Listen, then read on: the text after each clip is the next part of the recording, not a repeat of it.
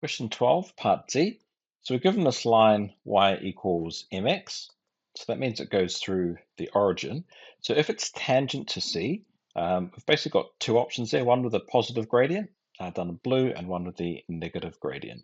And we just have to find the possible values for m. So in order to do this, we just plug that value of y equals mx into the curve C, the equation for the curve C. Then we'll end up with a quadratic in terms of x squared. And because it's tangent to C, it's only going to touch C once. So then we just have to set the discriminant of that quadratic equal to 0 and solve for m that way.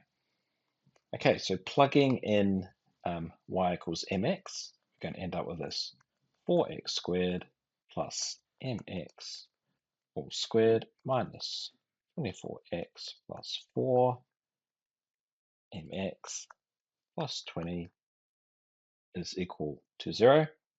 And simplifying that a bit, or factoring out x squareds and x's and things like that, we're going to end up with 4 plus m squared. All of that is times x squared. Then the x's, we're going to end up with 4m, and then minus 24. That's times x, and then the constant term we're left with 20. And we set that equal to 0. So our discriminant here, basically we want to find b squared minus 4ac is equal to 0.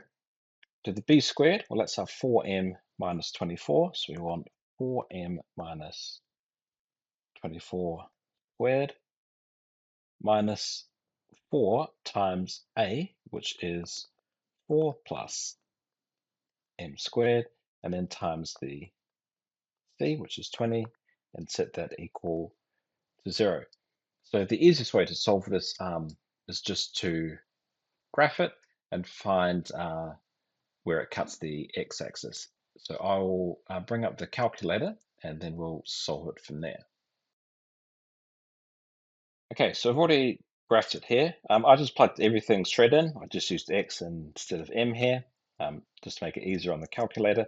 You can simplify some of these parts if you want, like the minus 4 times 20. Won't really make any difference. Okay, so I just need to find the x-intercepts there.